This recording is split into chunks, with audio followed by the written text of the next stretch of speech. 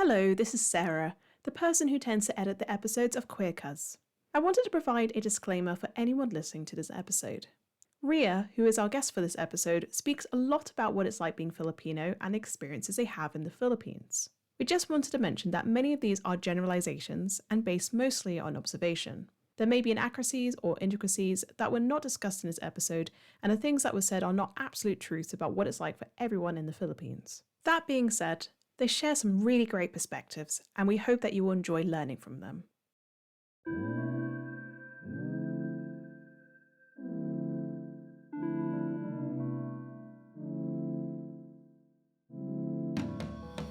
Good morning, everypony. Welcome to the 8 a.m. version of Queer Cuz to prove to you that it's never too early to talk about being queer. My name is Angelica. I'm Dee at the 10 a.m. version of Queer Cuz, proving that this is a normal time to be up. I'm Sarah, and it's 4 p.m., which I think is probably a more reasonable time to be recording an episode. And today we are joined by Ria from Asexual Support Philippines. Hi, Ria. Hi, hello, yes, this is Ria. It is currently 12 midnight, so let's just say maybe it's not too late to record. I love how this is the second time, we've recorded somebody based in the Philippines and just being across multiple time zones. It's absolutely wonderful. So thank you so much for giving us your time, Ria. Ria, could you tell us a little bit about yourself, please? Yeah, sure. My name is Ria. I am a Filipino and I live in the Philippines. My pronouns are she, her. I am turning 27 in a few months, and I am starting as an animator in the business. Oh, and I am aromantic asexual. Nearly forgot. Oh yeah, that thing over there, right? Well, that's really cool. Yeah, we were really excited to have you on this episode because this is going to be going out in February, hopefully in time for Aromantic Awareness Week. And February has Valentine's Day, and as I mentioned, Aromantic Awareness Week. So we're going to be doing an episode all about romance. So as a kind of first thing I'd like to talk about are sort of the dating expectations in Filipino culture. So some of the things, for example, I think of with that is sort of things like having a chaperone with you when you go on your first date with someone and that sort of thing. I can see your face. Is it something you had experience of growing up? Oh no, my mom just didn't let me date. That too. That also happens. How about you, Angelica? Oh God, no. Well, no, I didn't date in like high school. I only dated in like college. But if I had my parents anywhere near me, oh gosh. I didn't even tell them I was dating my girlfriend until like a month in, maybe. So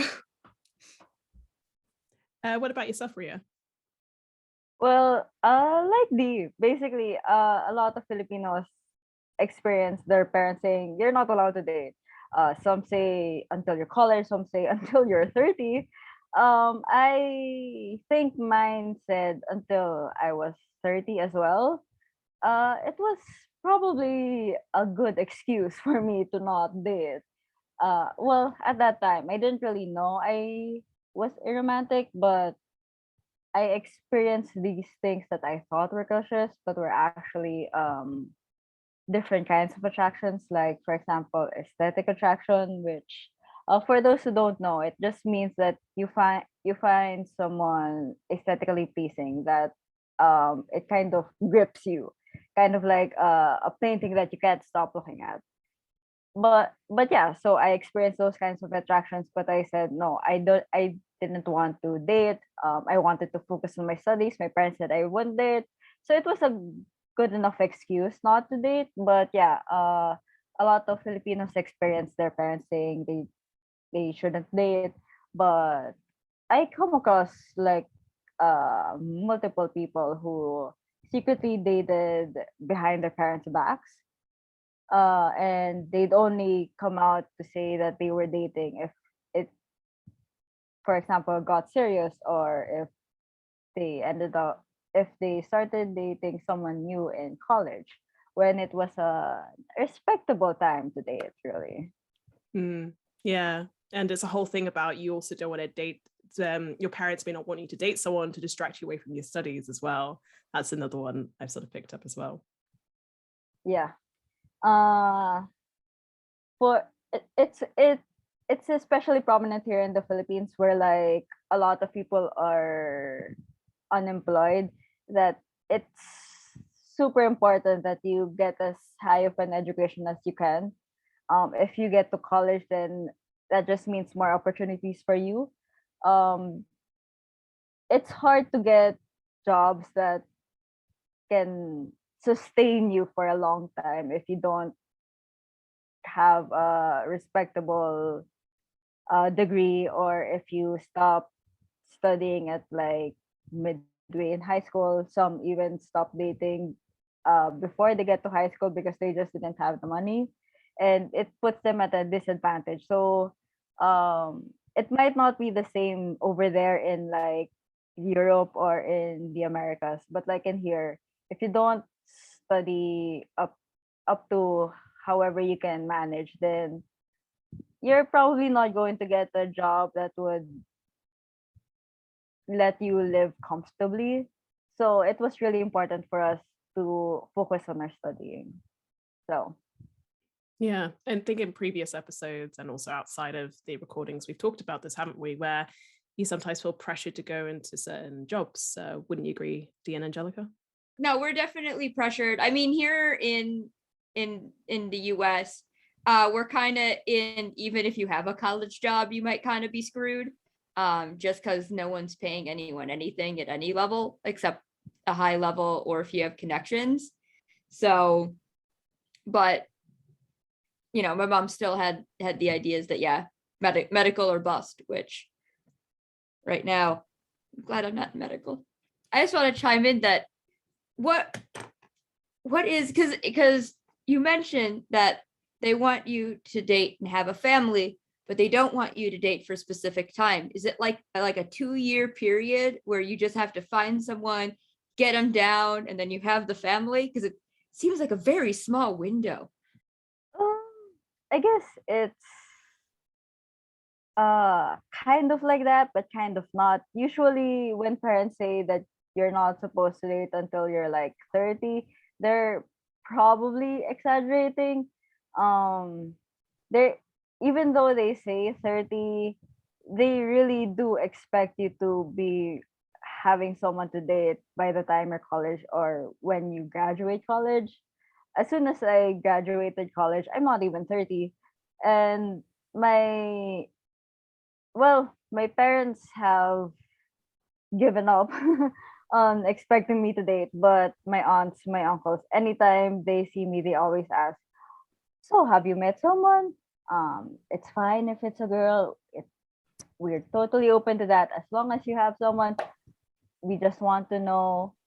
And when I say no, it's like, "Oh, it's fine. You're going to find someone." Or if it's not fine, they're going to say, "Oh, it's getting really late for you. You should really find someone now, or else you're going to be all alone with no support in your life." It's like, well, okay, if you say so.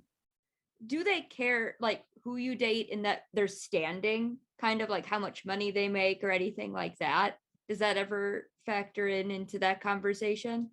Um, I guess in theory they would be. It's kind of hard to tell since I don't date. Right. But Yeah. I just wondered if like in the beginning when they pressured, if they like pushed you like towards someone that you would meet in college or like stuff like that. Just because like when my mom did open up dating for me, she had a very high bar of she was just like, you know, marry rich is kind of the vibe here. I guess a lot of Filipino parents also think that. Especially here, we're in a third world country. It's pretty hard to uh just live comfortably. If you date someone who doesn't have a good paying job or is unemployed, you're then usually parents are going to be like, maybe find someone else. You're not going to be happy for long with that. especially when as a Filipino you're expected to have a family because it's your support system. We're not really individualistic. We're a community based that's focused on family. So if you don't have a family who can take care of you, then you people are going to think that, oh, you're not probably going to survive for a long time. Who's going to take care of you if you're sick? Or what happens if you got money problems? If your partner won't be able to provide for you and it's all on you, then you're probably not going to be happy. And uh, of course, here we love love. We have all the rom coms.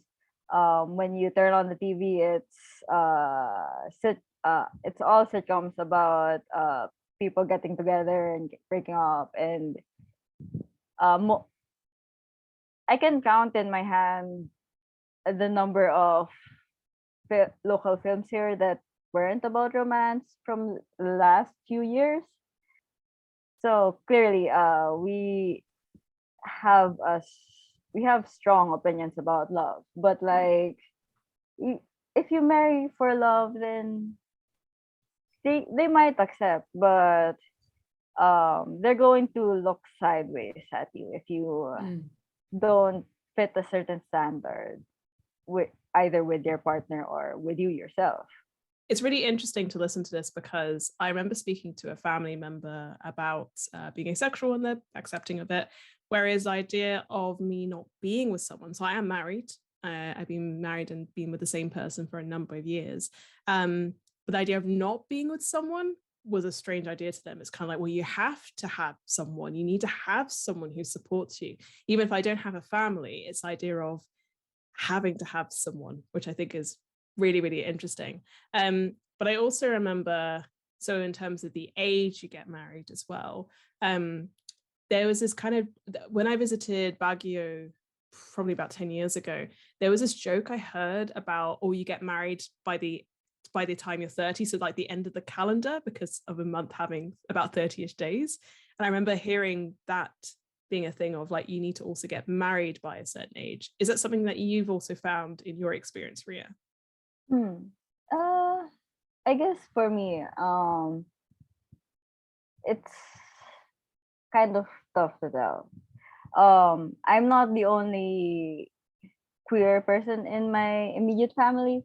My sibling is also asexual. They're AAA, agender, aromantic, asexual. So that's fun. But yeah, and my brother is bisexual. So for years, my parents had to grapple with us not being straight and maybe not having a family. For I guess most of my childhood, they kept saying that you may think you don't want a family, but you're going to eventually end up with a family, so you may as well prepare for it. Um, but by the time that I graduated college, they've gone around to accepting us being who we are. Uh, well, it's kind of hard to say how much they support us and how much it is a tolerance. But at this point, they've kind of accepted that we may not ever get married, especially living in the Philippines. We're not even allowed to marry someone from the same gender. But like when it comes to outside of my immediate family, I meet with my aunts and uncles fairly often. We every time we meet, they ask about my life. Sometimes it depends on the occasion. Sometimes first they ask about my job, and then they ask about my relationship status. But whether it's one or the other, they will always ask if I found someone, because they're going to expect me to have been dating, to start dating, because otherwise then I'm not going to be happy. I'm not going to find a support system, because here in the Philippines, your family is the one you lean on to. Even people that may become estranged. If they end up having troubles, then they can still they can still go back to their family, because that's how it is in the Filipino culture. Family first above everything else. If you can't support your family, if you can't give aid to your family, if you can't be there for your family in times of need, then you're not really worth it as a person, so to speak. So if I don't have a family, it's already hard enough as it is, me being not yet even 30. And I can't imagine the pressure that I'll be facing from my aunts, from my grandparents once I become 30, once I become 40, and I'm still not married, or I'm still not with kids. But, the younger generation is kind of adapting to newer ideas. A lot of friends I have now are thinking of maybe not getting married, maybe not having kids, even if they get married eventually.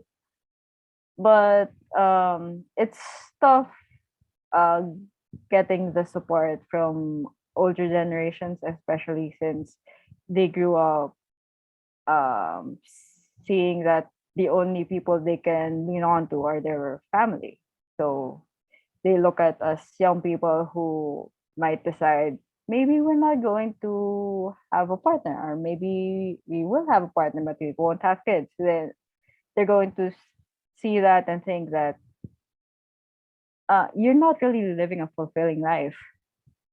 And it's tough, but at least I know that there are people in my life that accept me for who I am. But, you know, I don't know if I'll be able to lean on them when I'm older, because I don't know if their priorities will change, especially living here in the Philippines, where you may have friends, but you don't really expect to lean on to have your friends support you in times of need. I don't know if that's going to be a problem in future, but I'm taking it one step at a time. Let's see how it goes. I've never realized how lax my mom is on that. Like because she's always so hard on everything else that it's just like I never realized I'd never got that pressure just ever. And like seeing what her life is, I understand, but I'm just like, wow, my mom really backed off of that certain aspect of community. Oh, I'm kind of the opposite way, where my mom was very much like family is everything. And she told me a lot when I was younger, blood is thicker than water. Like your family comes before anyone else in this world. And it's really just amazing how much you can push off of, like how much you can not really forgive, but like look over with your family just because the thing is you need them, you can't let go of them apparently. And you like it's like you have to forgive them and you have to move on from it, even if they don't apologize to you, because they're family. So, and that's always been like if someone in my family does me wrong, who cares? Like I have to be the one that gets over it and make amends in my family. So it's like, all right. Yeah, very much relate to that. It's a tricky one because for example, it's a whole thing about you follow what your elders say, you don't question, that's something else. And so as somebody growing up in the diaspora, I'm also mixed. I grew up, growing up in a sort of country that's not the Philippines. I feel like no, I don't want to necessarily follow that because, as I say, growing up also in British culture, which you don't necessarily have that. And I'm like, well, actually, I feel like I have a bit of a choice. When I do push back against sort of things culturally in the family, I feel like I'm being disrespectful by saying, no, that's an aspect of the culture I don't want to follow. I don't want to just have to respect somebody who's older just because they're older. I feel like, I found this with our grandfather, I feel like he got respect from me not because of who he was, as in his, like, the fact he is technically our grandfather and his age, he Right. commanded respect because of who he was. And Oh, that's why I respected Lolo, you know? oh yeah. Lolo was fierce and cool. Yeah, exactly. Yeah, I Yeah. respected him solely on that, not Yeah. because of his status in the family, Yeah. you know? And so Mhm. whenever I do see things like, yeah, you have to respect this person, you have to do, and just Ria, what you're saying about you have to help out your family. Like, of course you help out your family. That's something part of me feels like I do like being able to I do have a certain amount of importance of family. And I feel like it's important to help family, but to be expected to is kind of where I feel a bit of tension with myself. And so if I say I don't agree with that, then I'm disrespecting culture. I'm disrespecting the family by doing Yeah. that. And that's a bit of a bit of a tension I have. But I think because of me, it's just been me and my parents here, I think we're a bit separated, and I think I've had a bit more Right. freedom. Yeah. This is so interesting. Yeah.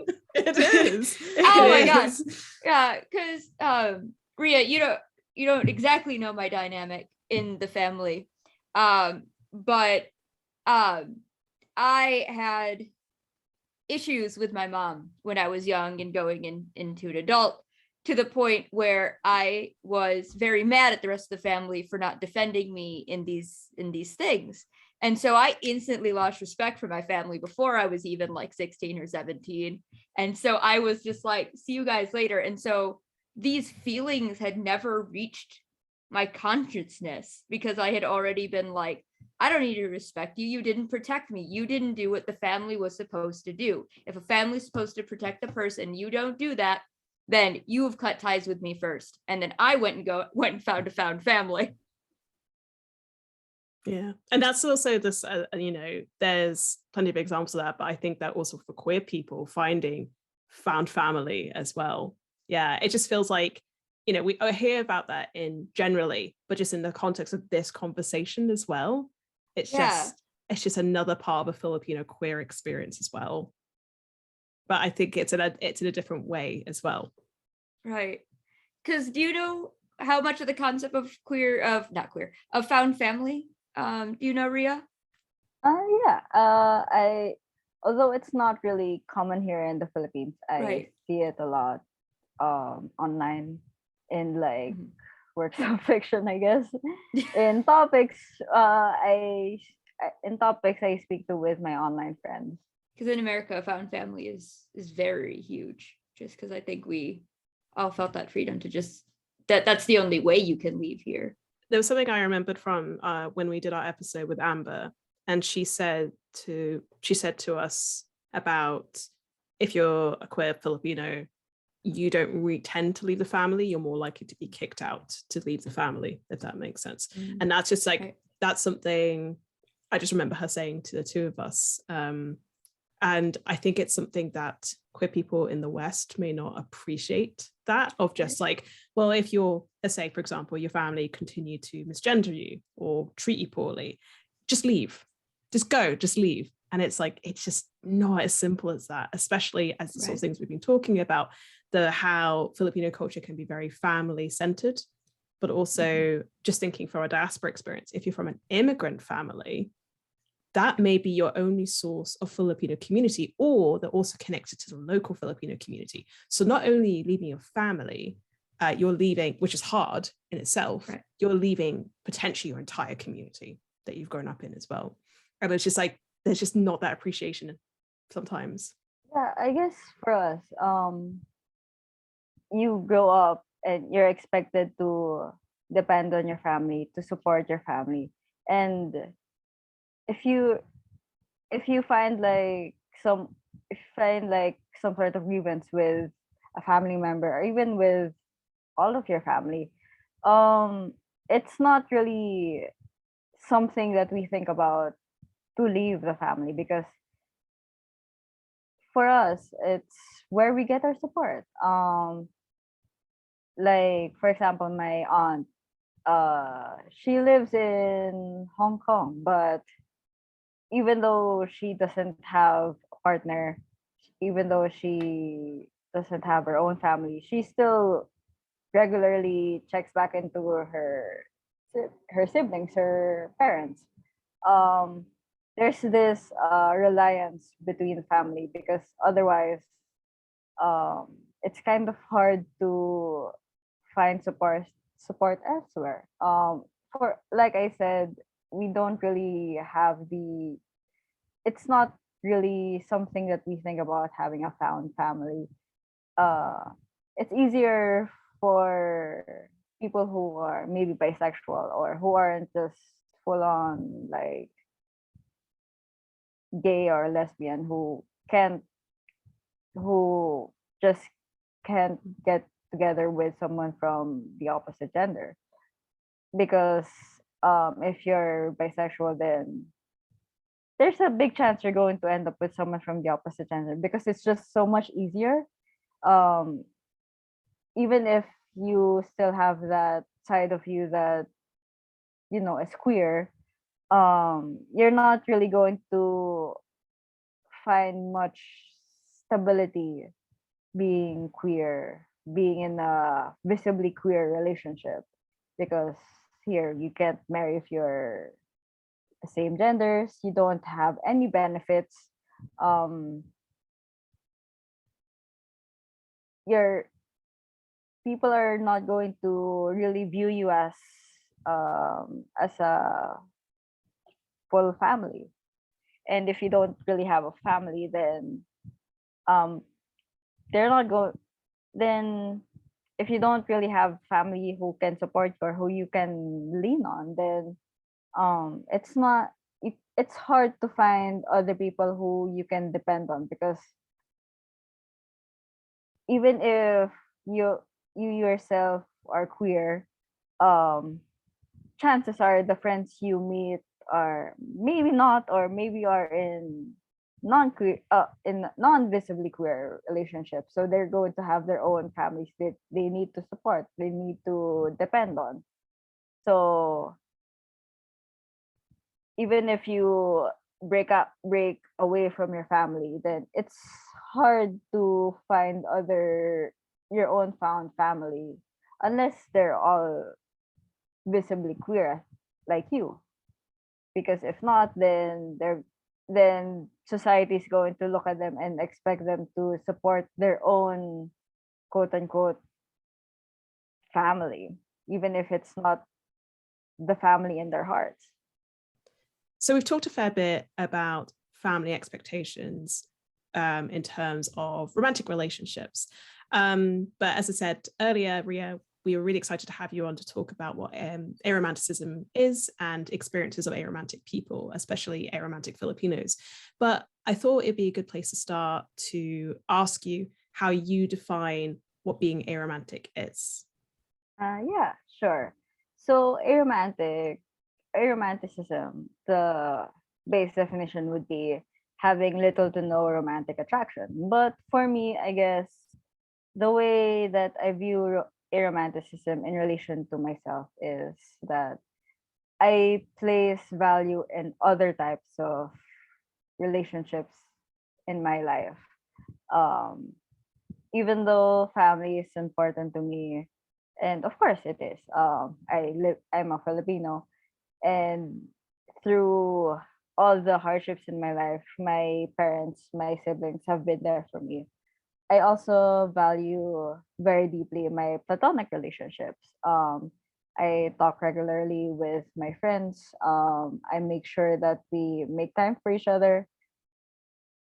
Because for me, that is where I find meaning in my life. Um, I don't, well, I still see the value in having a romantic partner, but for me, I know that it's not for me. So I find other ways to fulfill my life. And I know that even if I wasn't a romantic, I would still have value for these friendships, these connections that I've made that are not related to blood or to romantic attraction, because I know, because I see how important they are, these connections that I have, that may not be from romantic love, but are just as important. So thank you for that. I know that you said you're both asexual and aromantic. Do you tend to see these two identities interact with each other? Do you tend to see them separately? I was just wondering, what is the relationship between being asexual and aromantic? I guess for me, I see it as kind of one thing. I still subscribe to the split attraction model, but don't really see them in separate boxes. Because the way that I view my relationships, I view the way I feel towards a certain person. Um, I don't see it as one way aromantic and as another way asexual, because for me, they're connected. I guess when I was younger and I didn't think I was aromantic, I of course viewed it differently. But as I grew older and I discovered more about myself, um, the way I interact with other people and the way I form relationships, um, I see it as a conjunction to both being aromantic and asexual, because to me it's hard to separate something when you don't feel a- anything both ways. So it's kind of hard for me to separate it as just being one side aromantic and another side asexual. That makes complete sense. And just for anybody who's listening who's not familiar with the split attraction model, could you just briefly describe what the split attraction model is? Yes, yes. The split attraction model is one of the, maybe not really first, but one of the main things that you learn when you get into asexuality or aromanticism, because the split attraction model is when you view romantic, your attraction split in two ways, romantic and sexual. So even if someone may be aromantic, that doesn't mean they're asexual. They can be bisexual, they can be homosexual, they can be heterosexual, or multiple other ways. And the same goes for being asexual. You can be biromantic, heteroromantic, homoromantic, panromantic. Basically, there's not only one way to experience attraction. You can experience it in a romantic sense or in a sexual sense. And of course, there are other kinds of attractions which may not be covered by the split attraction model, but because of how prevalent it is within the a spectrum or the aromantic and asexual spectrum, it's the more commonly used way of viewing your identity. Dean and Angelica, have you actually come across the split attraction model before, or is it spoken about in the communities that you're in?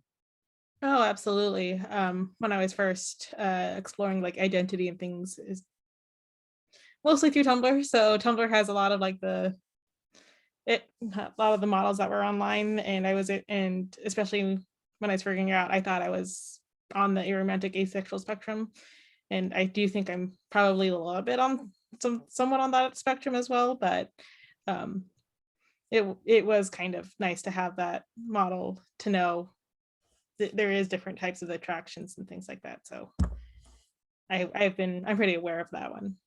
I'm familiar with it. Yeah, one of my really close friends is on the aromantic asexual spectrum, and so when she was kind of figuring out where she landed, she would talk to me about stuff like that, and so that's kind of where my experience is. In my community, like we've mentioned it, like I was like biromantic specifically for a while until I just finally was just like, I'm both.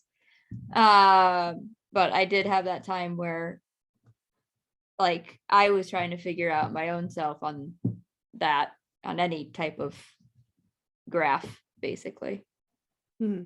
Yeah, I found it to be a really useful model when I was figuring myself out and having to explain it to people.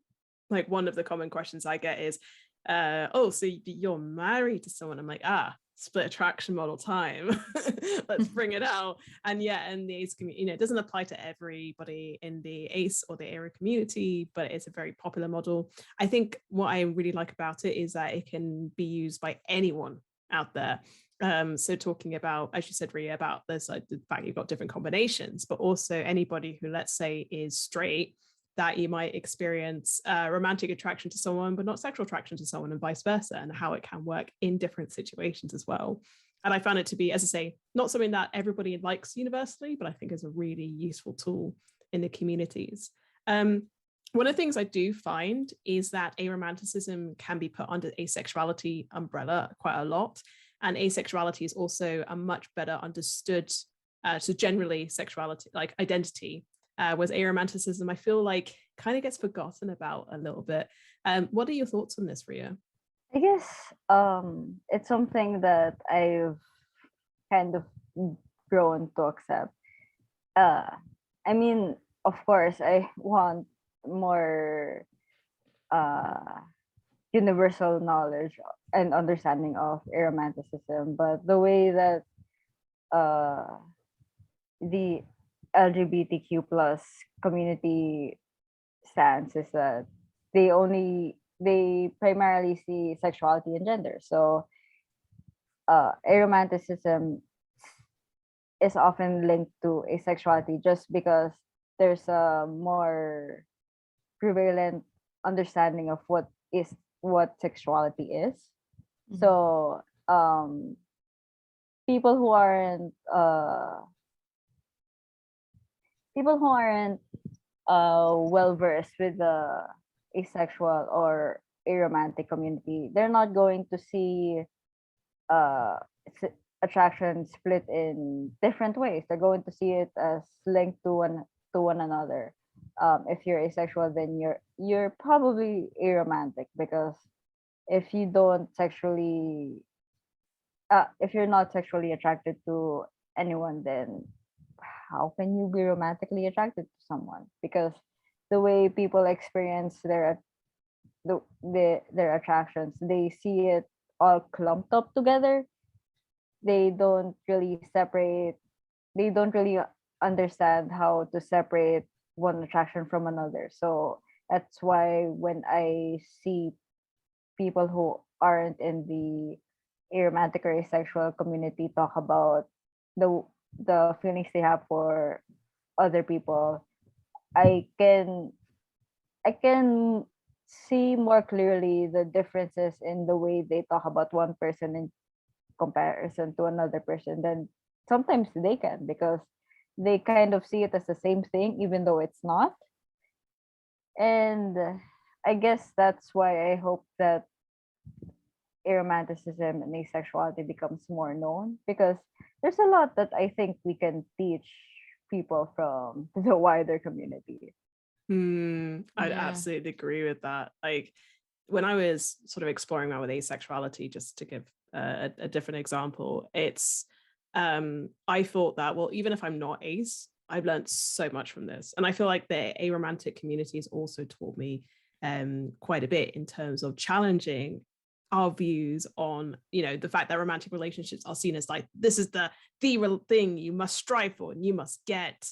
And it is going to take place above all other relationships, and actually really investigating like, well, why should that be? And should everybody be in a romantic relationship and aim for that? And it's like, well, no. And it's, as a thing, aromanticism and discussions around aromanticism can challenge these norms for absolutely everyone.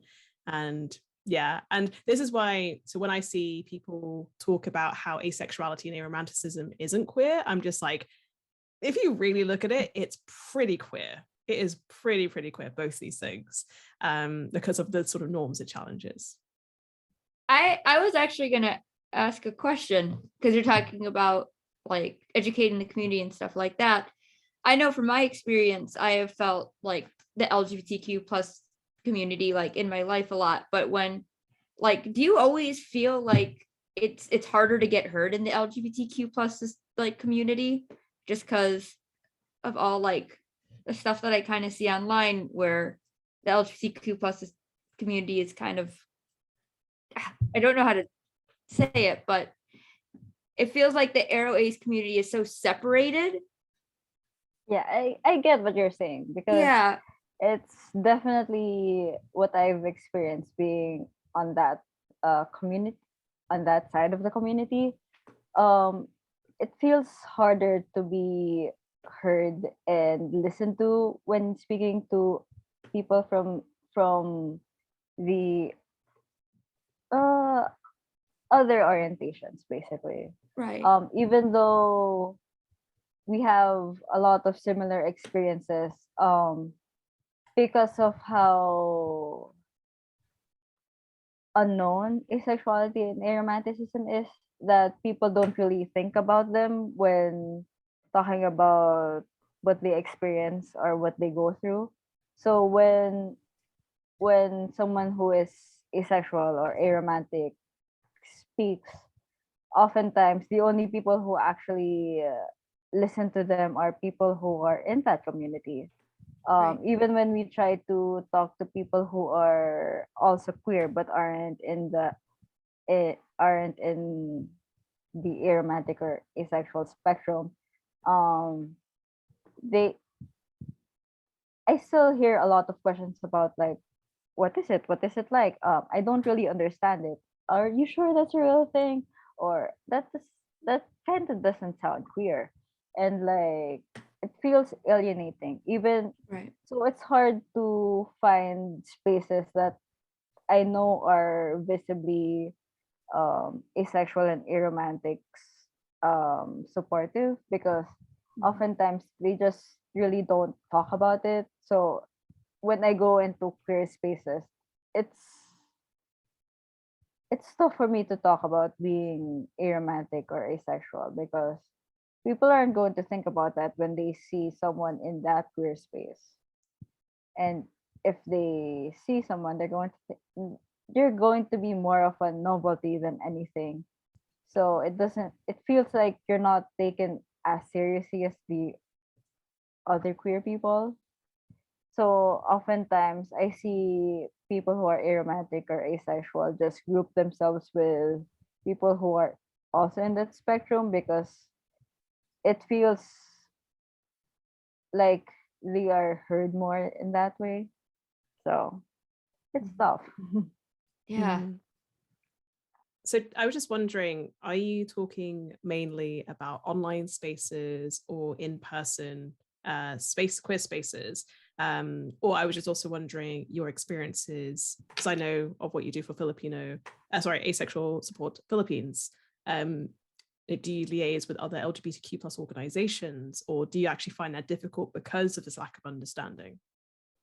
I think for organizations it's easier because they're more actively fighting towards this inclusion and what's the word? I guess acceptance there.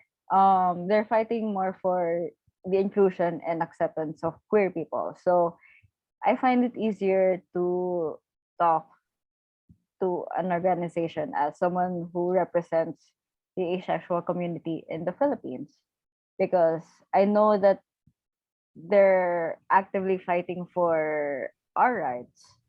But when it comes to more casual spaces, it feels hard trying to come out as someone who isn't necessarily attracted to the same gender or trans or non-binary, because otherwise they're not really going to see me as that queer. Even people who know what asexuality and aromantic are, they don't really actively try to include them in their spaces. They kind of just say, "Oh, you're here too, then okay, that's cool." But they don't really talk about what's happening with them. They don't try to uh they don't do make activities or actually do anything to make us feel welcome. And when I talk to people who are queer, it's easier to talk to them one on one because it doesn't feel like them as a body versus me. When it's between just a small one or two people, then it's easier to explain what asexuality is because it feels like I'm not tackling this like big community who may not understand who I am. Whether or not they understand me, at least it's just one person who I have to explain to. But when I go into queer spaces where there are a lot of queer people who some may understand what it is, some may not, it feels hard to tackle me being asexual in that queer space because more often than not, they're not going to really understand what it means to be asexual or aromantic. So I have to take the time to educate this whole community on what it means to be what me. So gone from dating expectations, a lot around family. I think the stuff you just said about like queer spaces and actually talk about different like the kind of difference in organizations and being in queer spaces. So it's really because you kind of, in terms of summary, you kind of got the whole thing of family expectations in queer spaces. You're not seen there, so you're kind of invisible there in some ways and misunderstood. And so going to ace and area spaces is probably the only place you can go to feel like you can just be. And I can very much relate to that. So I think we kind of encompass all the sort of things where you are having other challenges. So is there anything else that you feel like you want to talk about in terms of your experiences as an aromantic Filipino? Like in terms of other things that you want people to learn about before we finish up? As someone who is aromantic and also Filipino, it's, I guess, tough to be heard, especially for a country who loves love, who is so family oriented, who kind of just expects you to find someone, because if not, then what happened to you? It's tough, kind of just accepting being who you are, unless you have that support system with you. I'm lucky that I found out I was aromantic, asexual, kind of early on, just sometime in college. And I was able to find a community who would accept me. So I didn't have to grapple with all of this alone. But I know that there are a lot of people out there who may not have that luxury, who may not have found people who are there to support them uh, when they feel like they have all these expectations that they're not living up to, and who feel like uh that being alone is lonely, or being aromantic means being alone at all. But there will be people out there who are willing to accept you for who you are. It may be hard to find them, but there there are going to be people who will accept you.